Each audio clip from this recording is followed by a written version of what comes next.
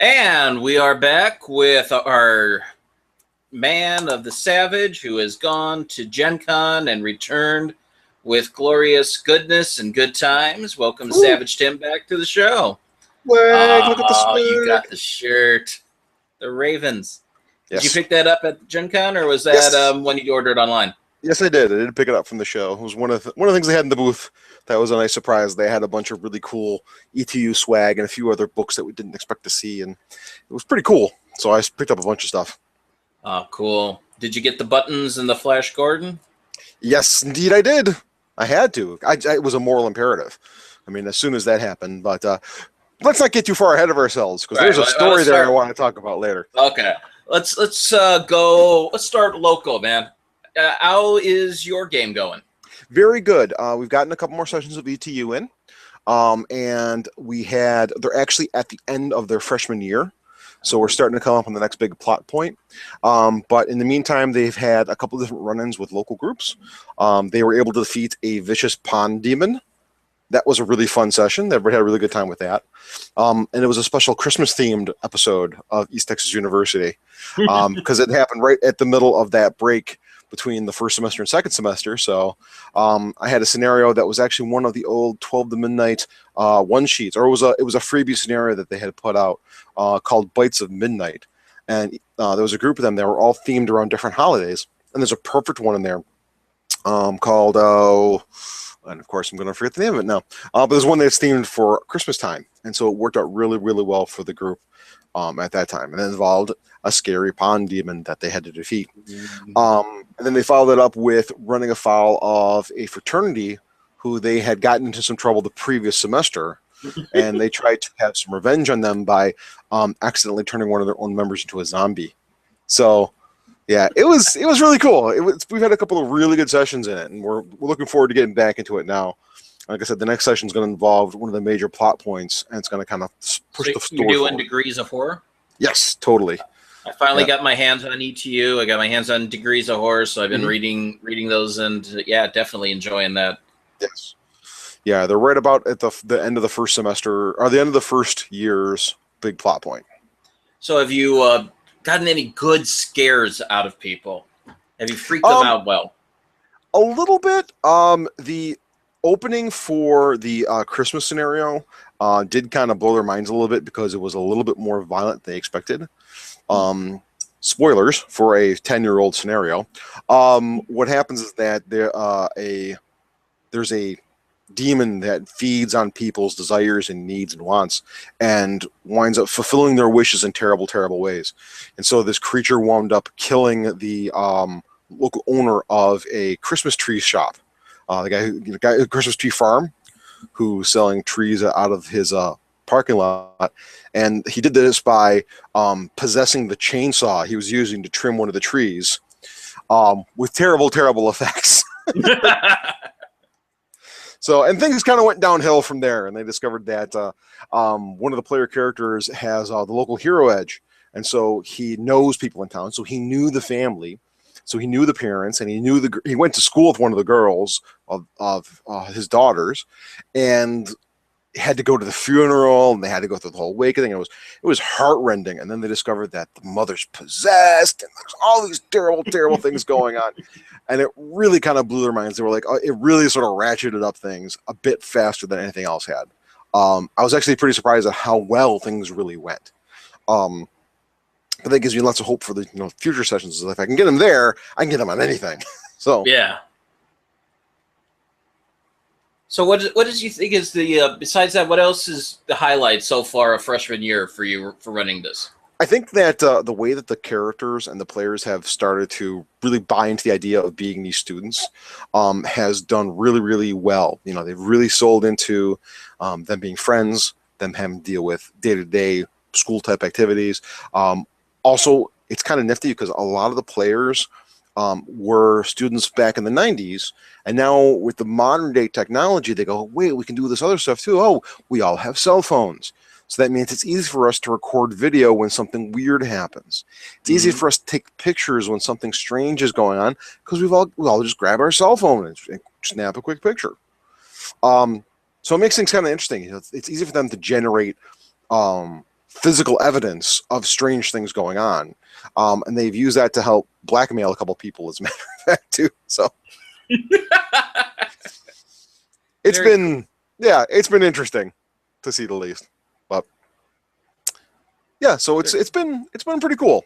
Like I said, the players are all really having a blast with it. They're all big fans of the genre. They're all very genre savvy. So they know when things are going to be bad for them, and they don't necessarily know how necessarily to fix it or to avoid the worst of things. So it's pretty fun. Very nice. And on my end, I'm still finishing my over a year-long Deadlands Noir weekly game. I'm in now fully into south of the border from Deadlands Reloaded. Okay. And have got them in Mexico, and they're in the final run up to the final events. And we had a real nice social event where they got to get to try to sneak their way into a meeting at a party with President Calles at the presidential palace. Oh, cool. With a well-played Benny, the guy who was the ride-along mechanic in the Indy 500, was like, his wife's a big fan, right, of racing? Oh, yes. Oh yeah, how did that racing scene went? I remember we talked about doing some mechanics for that. What'd you wind up with for that one? I still went along with the prologue, not the prologue. I went along with the mass battle area. Okay. And I think it went along really well. People went out of the race as soon as it needed, and I was able to cut in and out to there with a vertical dungeon crawl, running up the pagoda of the Indy 500 with the medias to get to the Crossroads demon that had been hounding him the entire campaign. Oh, nice. And it turned out at the end that had been sent there to try to warn them off and give them a chance out before going to Mexico, where one of the players had been destined, and they tried to kill him earlier and instead got his mom, which was all in his backstory, because he's destined to take out this basically elder god down there, older than the Reckoners. Right. So that they had to make the decisions of what to do with it.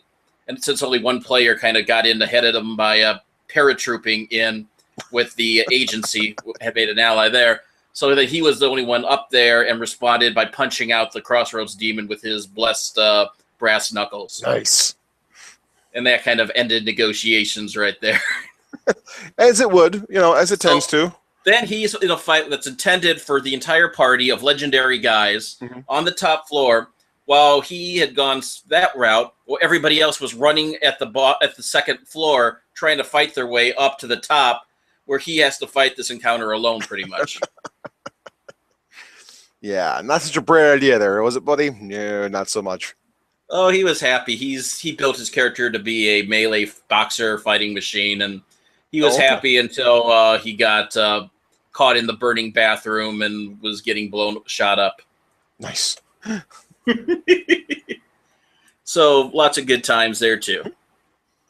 I got to have the honor of playing at the first Savage Sunday. Yes. So tell me about that. Tell me your take on it. I got to only see things from my point of view. You had a much bigger picture. This is true. I was very pleased with the turnout. We talked a little bit about it last time. It was at Dragon Snack Games just last month, and we wound up with about 25 people who were out for the initial run, which I thought was a really great turnout. It's amazing. That meant we had 4 full tables. I had 5 players. I think you had 6. I think Tom had 6 or 7. Yeah, you had like 6 or 7. Tom had 5, and Mike just had a small group of 3. But he was doing East Texas University, and it's a horror setting, and that worked really well for him. He actually said it helped speed things up a little bit. Help keep everybody focused. It was easier for everybody to be involved. I was running 6 gun, which basically devolved into a big shootout. So having a few extra people that knew what they were doing was always good times. So that went fairly well. I got a lot of great compliments. Our buddy Chris Nizak from Mr. Rick and Mark Productions, who we sort of kind of work for. And if you squint a little bit, we talked about it afterwards, and he said that the scenario, he was very happy with the scenario because it gave him everything he wanted in a 6-gun scenario. Is that it involved one of the guns, it involved one of the big bads of the setting. You got to shoot a bunch of stuff. You got to really get a good feel for the world and how things worked. He thought it was really well done. So I was very flattered that he said that about it, especially because I'm the one who wrote it. Yay! So it made me very happy. And I know Tom's table went really, really well. He said that there was a lot of good role playing happened over there. I know they were having a great time. So overall, it was very successful. And considering how successful it really was, we're gonna do it again this month. Yay! So we're scheduled again at Dragon Snack Games up in Amherst on Millersport Highway. We're going to be doing a double session this time around, Wow. which means that we're going to be doing a session in the afternoon and we're going to do an evening session too. So it's going to start. Game is going to start at 2 p.m. in the afternoon. We're going to go until 6, and then at 6 o'clock we're going to do a short break, and then we're going to switch players and do something else at night. We've gotten permission from Dean Smith, our friendly local game store owner. He's going to remain open for an extra hour so we can get a little bit extra time in. Wow. So he's perfectly willing to help us out with that. And we're talking about doing some promotion stuff too that I don't know if I'm ready to talk about just yet. But we're going to see what we can do about getting some official support from Pinnacle. And we might be doing a little promotion too to help out the store a little bit. That'd be wonderful. Yeah, but during the video part where they asked about organized play, I was like trying to crane my head on see if I could see your face reaction to her answer on that. Going, she has to be looking right at Tim right there. Very possibly, not directly, but it was kind of directed to the room in general. Actually, I couldn't tell because I was frantically typing away on my keyboard at that point. So, but again, we'll talk about that a little bit later. Yeah. So how did you think about Savage Sunday? Did you have a good time? I loved it.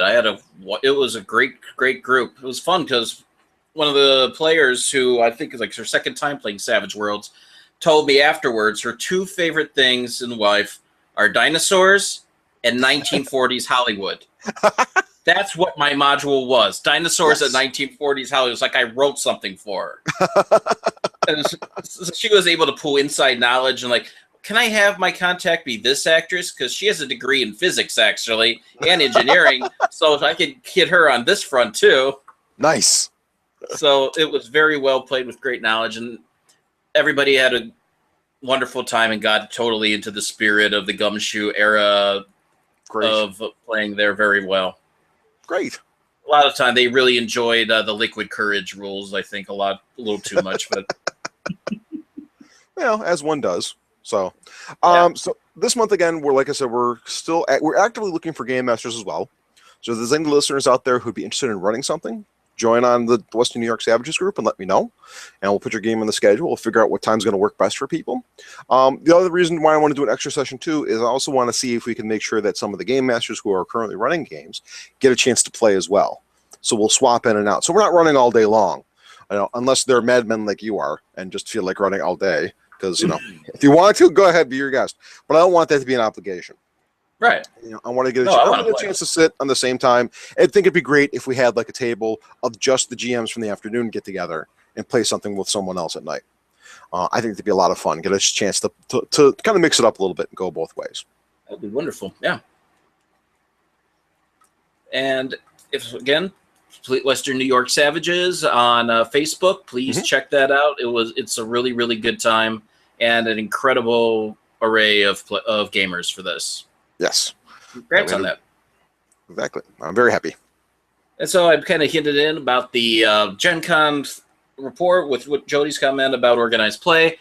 What did you walk away with that is ringing in your mind and won't let go?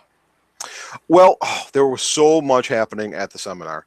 Well, first of all, the booth was, like I said, very, very busy the entire convention. There was a lot of people walking in and out. There was a lot of people talking to the staff. Everybody was kept very busy. Jody was running from one place to another, restocking shelves right and left. They had a couple of new releases that I didn't expect to see at Gen Con.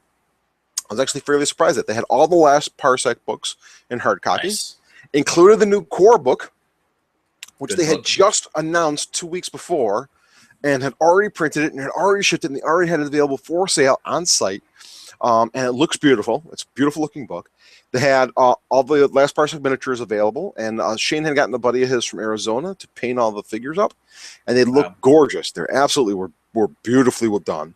So that was a nice display. The 6-gun book was available. It was in print right there, and the creators were available on site. Unfortunately, they weren't there when I was there, so I didn't get a chance to get anything signed, which makes me terribly, terribly sad. But hey, what are you going to do? You know, it's a big convention. You know, there was another record-breaking year of nearly 61,000 people at Gen Con Wow. this year. It was really a huge turnout. So last Parsec books were there. They had the Six Gun stuff was there. They also had Lankmar books were there. So they had those in print and available to go. They had new copies of the test drive rules, which feature Lankmar rules and Lankmar scenario available right from the booth. So it was lots of cool stuff. Neat East Texas University t-shirts. I got an East Texas University t-shirt for myself and the wife. And also ETU bumper stickers. Oh, So cool. it says, it's actually nifty. It says ETU alumni, but alumni is crossed off in a big red mark, and it says survivor tossed top in blood. I saw it. I was like, that's so cool. I've got to have one. Mm-hmm. So I got a chance to play in a bunch of different Savage Worlds games. I was actually in 4 different Savage World sessions. So if you weren't able to get into a Savage Worlds game, I'm terribly sorry, but it's my fault. So I got to play Weird Wars Rome, which I'm a big fan of because I love Roman mythology and I love the Centurions, and I love the ideas that they went with that, bringing in some of the Celtic mythology too and so forth. And it wound up being Roman Centurions versus Shub Niggurath. So you can't go wrong. I mean, you just can't. You know, that's too much fun. I played in a Savage Supers game set in the City of Heroes universe, which was very nostalgic because most of the people involved were old City of Heroes players. So we kind of got to kibitz a little bit about, you know, our favorite memories of running through Perez Park and doing all this other stuff. So we had a really good time with it. Game Master had a terrific setup, and he had some really great material that he put together for the players that explained everything very clearly. I played in one. This is actually was probably it was one of the highlights of the convention was there's a group called Brass Tax Games. Brass Tax Games. Make sure I say that right. And what they're doing is that they're currently previewing a new setting. It's called Pelikoi. And what it is, it's a Savage World setting where all the players are humans, but they're members of a tribe in an island in the South Pacific Ocean. And they're part of a chain of islands, and each of the players has a mask, and the mask is a tribal mask. And when the character puts on the mask, he takes on some aspects of that mask. So, for example, I was playing the Weaver, and I had a spider mask, which let me be sneaky and kind of creepy, but also have magical powers. You know, someone else had the Mountains mask, and that made him very strong and powerful and able to beat up things a lot. Another person had the Ape mask, which made him kind of lazy and sort of, you know, kind of a good for nothing, but also let him be stealthy. But also let him be stealthy and like could pick pockets and you know trick people easily. I know, so everyone had this aspect. And what they had done was when they made the characters, they had all the players draw the masks for their individual characters. Then they took it and they took Sculpey and sculpted little pawns with those masks as part of the face. And that's what we used for our figures. So those were the pawns we played in the game. We used on the board instead of regular miniatures. We had these little tribal pawns we were using. And it was neat because the story had to do with in the setting, you have to advance your tribe's abilities by learning different secrets of technology. So the first stage, you have to discover all of the simple machines. You have to learn the fulcrum and the wheel and the screw and that sort of thing. Your tribe doesn't know how to make those yet. So you have to earn those. And then in different ages, those masks get passed down further. And even though it becomes a different person, the mask goes along with it. So they develop further in the future. And at the time period we were in, we were able to talk to animals. So we had to go to the plot was we had to go to the Crab King's inaugural party, where we discovered that there was a plot to assassinate the Crab King. And we had to find out who was responsible for it. So we had to talk to all these other animals. So we had to talk to the albatross, who had traveled very far and knew many things and knew lots of faraway places. And we had to talk to the turtle, who swam through many oceans but could watch it what everybody else was up to. And Terns, who didn't really say much of anything other than, I am a bird. Because Terns were kind of dumb.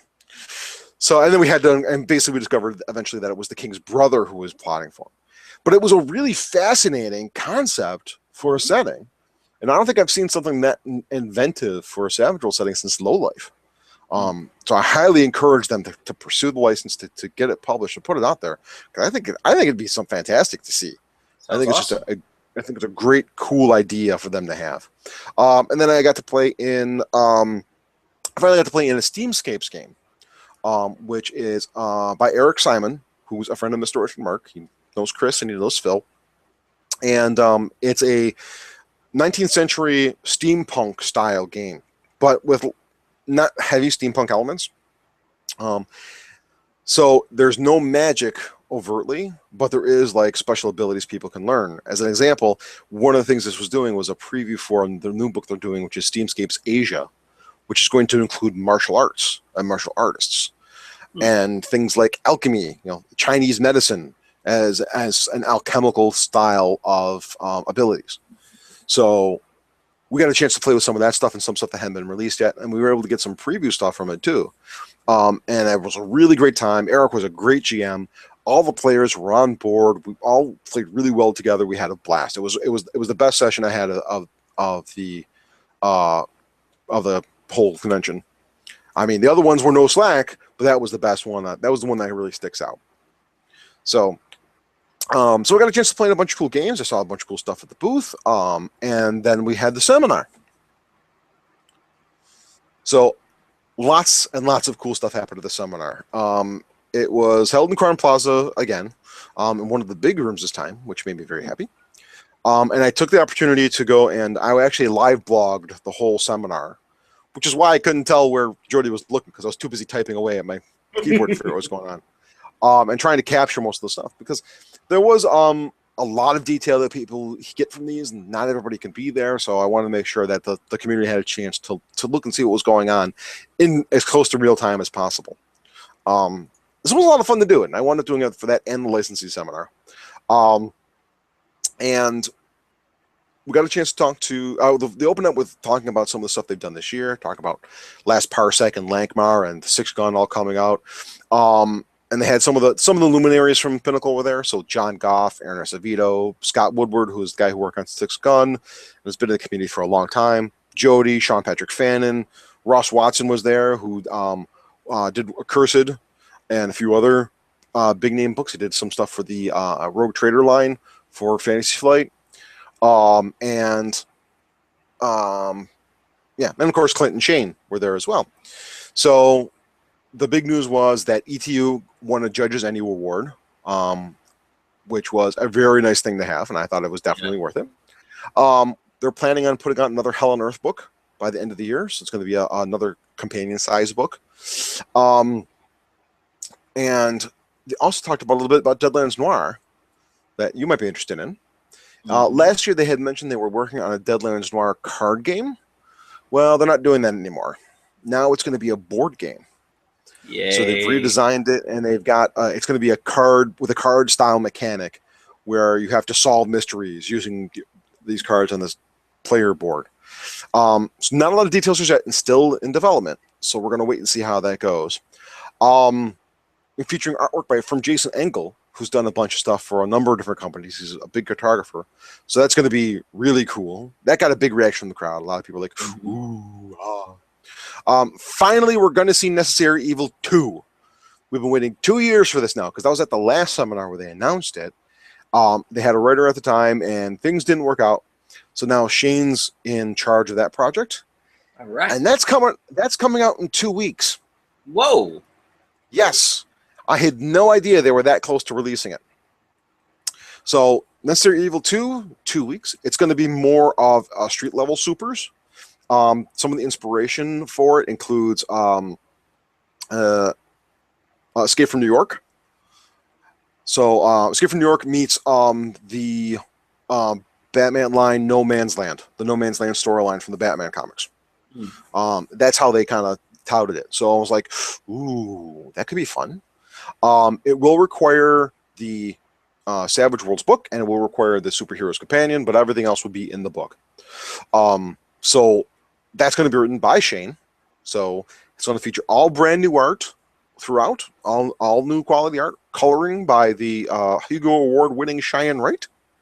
All right. So it's going to look really cool. I can't wait. I'm looking forward to this one a lot. That's bought. As soon as it comes out, I've got it. I have no question about it.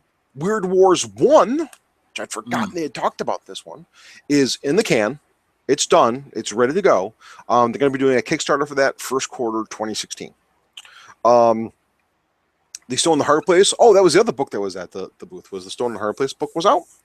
And they announced the name for the Hellstrom plot point campaign. Yes. It's going to be called Good Intentions. Beautifully said.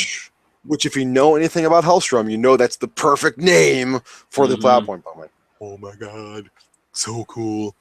They're still working on the Cackler comics, so we're waiting on those to come out.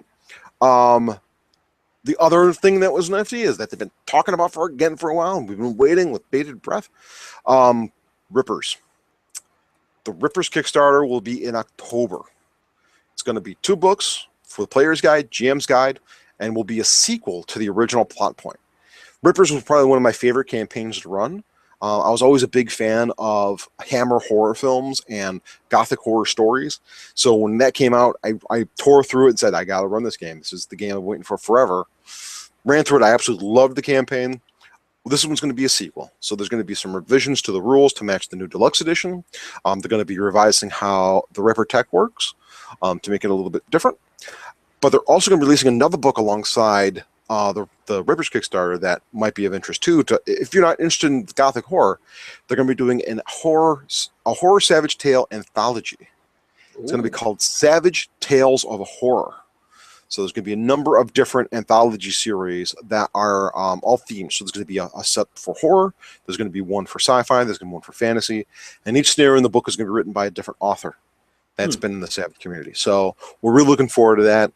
I can't wait to see that one. I think that one's going to be really nasty too. That's gonna be exciting. Deadlands Lost Colony is going to be worked on. It is in process. It's also going to have new art. Probably not till late half of 2016, so we got a while to wait on that. For those of you who aren't familiar with it, the Deadlands original product line split into 2 different later future lines. Deadlands Hell and Earth was the post-apocalypse game, pretty much like Mad Max, but in the Deadlands universe. But Lost Colony was a colony that was settled on a different planet that lost contact with Earth after the Hell on Earth events occurred. So in this, you're basically playing members of a planet far away from Earth who have to deal with their own native flora and fauna. And it kind of reveals what the whole Deadlands universe is all about. So it's a really cool setting. I really dug the book. It revealed some stuff in the original one. They originally did it for D20, if I remember right. And it didn't get a lot of support, but there was a lot of people out there who were interested in it too. So I think that's going to do pretty good. As far as that goes, then we start getting to a little bit more licenses, because Pinnacle's actively pursuing some interesting licenses that I hadn't anticipated. We knew a little bit about Savage Rifts, which Fan had talked about at length and got to run a couple scenarios for at the con. And it's starting to sound more and more interesting to me now. I was never a big Rifts fanboy, but Savage Rifts sounds like it could be kind of cool. But they also announced that they're going to be doing a conversion of another indie game called Moto Bushido. Right. So there's going to be a Savage Worlds version of that. And they also got a couple of other comic book licenses. Little licenses, not big ones. But they're 2 Dark Horse production. One is something called Fear Agent, which is a sarcastic style space opera style game. And The Goon. Savage Goon. This one's cool. It's definitely something that I could see easily as a Savage World setting. It's a noir style game, but it has a lot of action, horror, superhero style elements. So it's right up your alley, man. You're gonna dig Savage Goon a lot. So, and that's by Matt Cutter, who did a whole bunch of stuff for Deadlands and was a Deadlands product developer, and so that's going to be really cool. I think he's going to have a really good bite on it. So we're going to see Savage Rifts first quarter 2016. The other ones have not been announced with release dates yet, so we'll have to keep our eyes open, see what happens. And they are going to be talking a little bit more about those in the future as it goes. So the other thing I went into is somebody asked the question in the seminar about what happened with the Deadlands TV show. So if you've been following along at home, there was supposed to be a Deadlands TV show on the Xbox Network. It didn't work out because Microsoft cut off funding to the division. They stopped doing it. So people asked where the status of it was, and it's basically still in development hell. Originally, they had approached Stars, but Stars was doing Black Flag, so they didn't want to take on another period piece at the time. So they farmed it over to Microsoft. Microsoft said, we want to do it, and then they had to shut down the department. Then they talked to Netflix, and Netflix passed. And the showrunner who's going to be responsible for it is working on another project that he's finishing up now, that once he's done with it, he's going to start looking at it. So it's Hollywood. There's no telling how long it's going to take for it to actually see the light of day. No idea when it's going to be done. Look how long it took the Dark Tower to get greenlit. So, yeah. Exactly. And we're still waiting. You know, we still haven't even seen, you know, they hasn't been lensed yet. They haven't even started shooting. It's greenlit. That's all I care about right now. Exactly. It's further than we've ever been.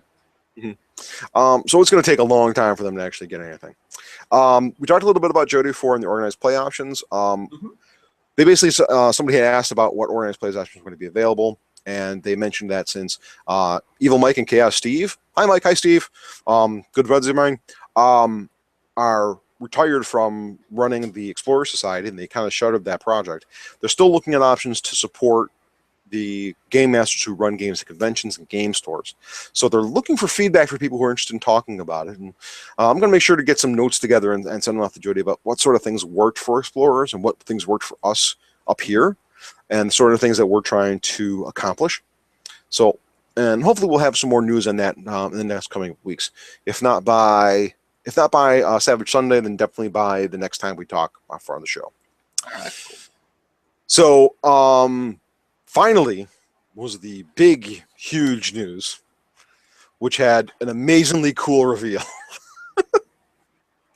So, we're at the seminar, and they're getting ready to set up to start talking. And Shane's up there farting around with his laptop and the speakers and trying to get things working. He couldn't get it going. They eventually had to bring somebody from outside to come in and get these speakers set up. And it took like a good 10, 15 minutes of time out of the thing. So unfortunately, I had a little bit of time on it. But so what happened was that he didn't say anything about it. He just had sort of hinted during the seminar that there was going to be one more thing for sale at the booth, but didn't tell anybody what it was going to be.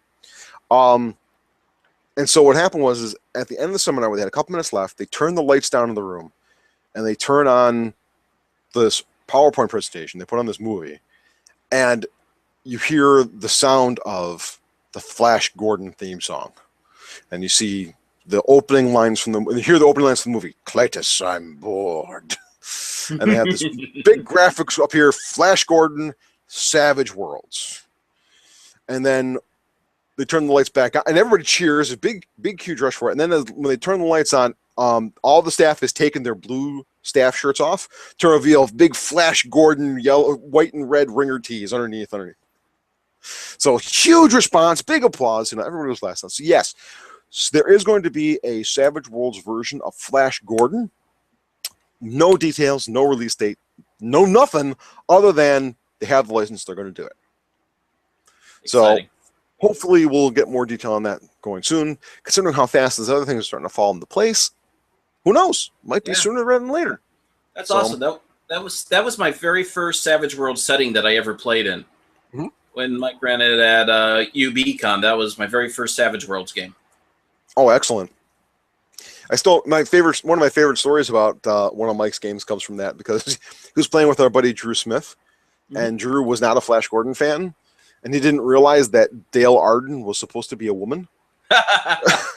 So Dale was being played by this big, huge, burly guy, you know, big beard and everything like that. And he kept like hitting on him because he was playing Flash. And he didn't understand what was going on until halfway through the scenario. He went, "Wait a minute, Dale's a woman?" So I got a big kick out of that one. I thought that was kind of awesome. So yes, I was so thrilled that news had come out, and they had the T-shirts for sale at the booth. So, of course, I snagged one because I kind of had to. It was sort of a requirement. You know, I couldn't pass that up. It was just sort of a thing that had to be done.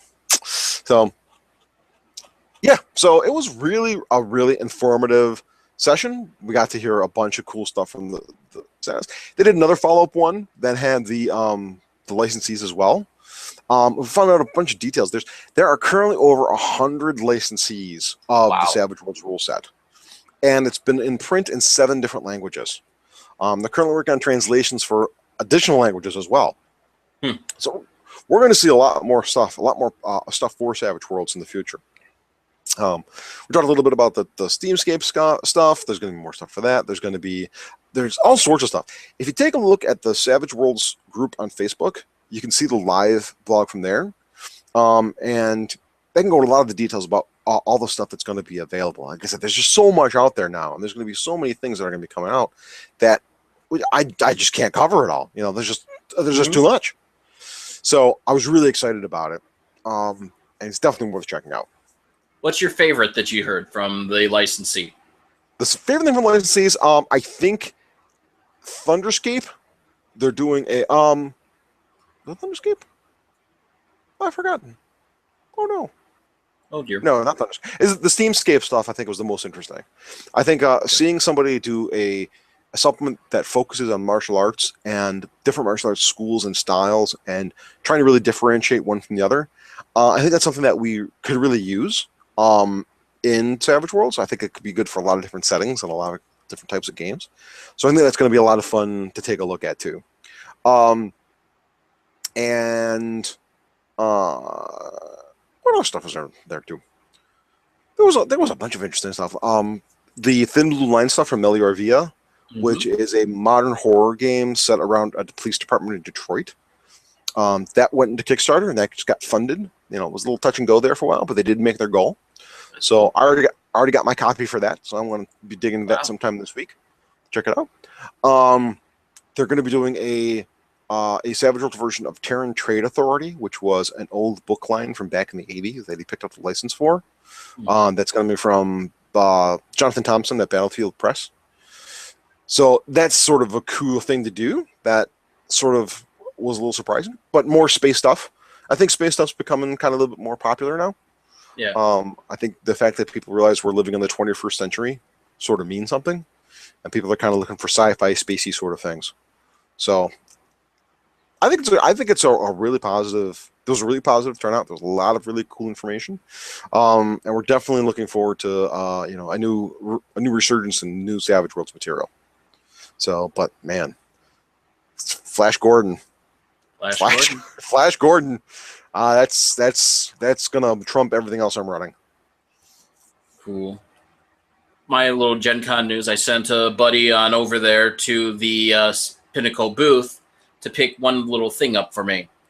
Oh. The Savage Insider magazine by Obertron. They released some print issues of their latest edition. My name's on the cover. Was it? I didn't even see. Oh, I'm kicking myself. I should have grabbed a copy. I didn't even get the chance to get that one. That's awesome. Congratulations. Yeah, that's my first Savage Worlds publication. Excellent. Cool. So that felt good. And I just turned in my second article, so I'm very, very happy. Excellent. Yeah, they're good people. Obertron Productions does nice work. They've always been real big supporters of the community, and they've given people a lot of opportunity. And if people out there are interested in writing Savage Worlds material, they're actively looking for writers. They can always use more writers. Please. Please write cool stuff. So next time we're going to have Queen City Conquest to talk about? Yes, indeed. Your prep is doing okay, or you're not even there yet? I'm got stuff floating around. I'm running a couple of things, a couple of pre-generated stuff, so it's not going to be too taxing. I'm going to be doing a little ETU. I'm going to be doing Red Necromancer because the title alone just makes me giggle so much. I have to run this game. Yeah. And then I'm also going to be running some Lankmar. I'm going to be doing the Crimson Barge, which is a heist story set in Lankmar. Cool. So I think that's going to be lots of fun. Lots of opportunities for cool role-playing, lots of opportunities for combat, and lots of a neat environment to adventure in. I think is going to be lots of fun. And don't forget to leave Saturday evening free a little bit. Of course. We will definitely be there. We're going to be doing the Big Rampage. Big Rampage, 18 players. And I just figured out the plot line for the Lost Sons, so I'm very happy.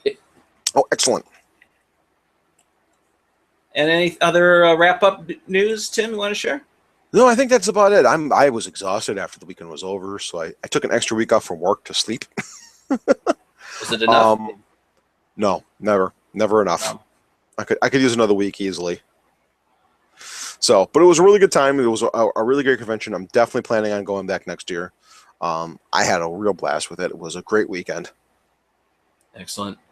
We will hit the road and hopefully see some of our listeners, viewers now that we're doing it this way. Yeah. Also over at GenCon. So see you guys there. Sounds great.